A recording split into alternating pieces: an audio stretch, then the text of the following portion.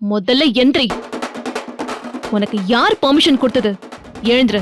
ஏய் என்னடி? என்னடா? என்னடி ரொம்ப எகிர்ற?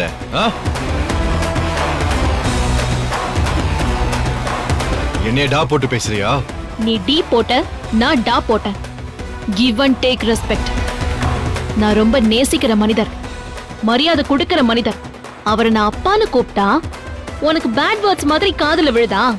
ஏய், கெட்ட வார்த்தைனா உனக்கு என்னன்னு தெரியுமா? என் ஊர் ஸ்லாங்ல நான் பேசவா? அப்படி பேசுனேன்னு வெச்சுக்கோ, நீ இங்கேயே பொசிங்கிடுவ. ஏய் போதுண்டா. நான் நல்லவளுக்கு நல்லவன், கெட்டவனுக்கும் நல்லவளா இருப்பேன்னு கனவு மட்டும் காணாத. கெட்டவனுக்கு நான் படு மோசமானவளா இருப்பேன். ஏய், நான் யாருன்னு உனக்கு தெரியாது. நீ யாருன்னு தெரியலனா கூட நான் இப்படிதான்டா பேசுவேன். ஃப்ராடு. நான் உன்னை அப்புறம் கவனிச்சுக்கிறேன்.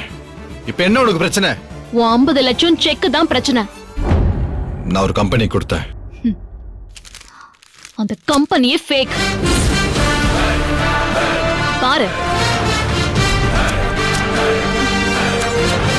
உனக்கு எதுக்கு இந்த வேண்டாத வேலை? எதுக்கு முதல்ல எங்க வீட்டுல தங்கி இருக்க? எங்க மாமா ஏதாவது பிரெயின் வாஷ் பண்ணிருக்கியா? உன் பிளான் தான் என்ன? ஷட் அப்.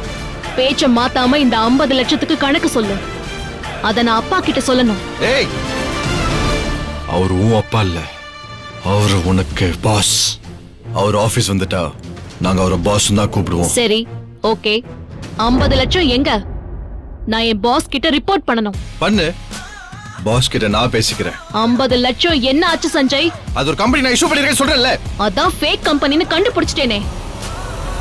புதுசா ஏதாச்சும் ஒரு கதை இருந்தா சொல்லு. கதையா? சரி, உண்மைய சொல்றா. ஏய் சத்யா.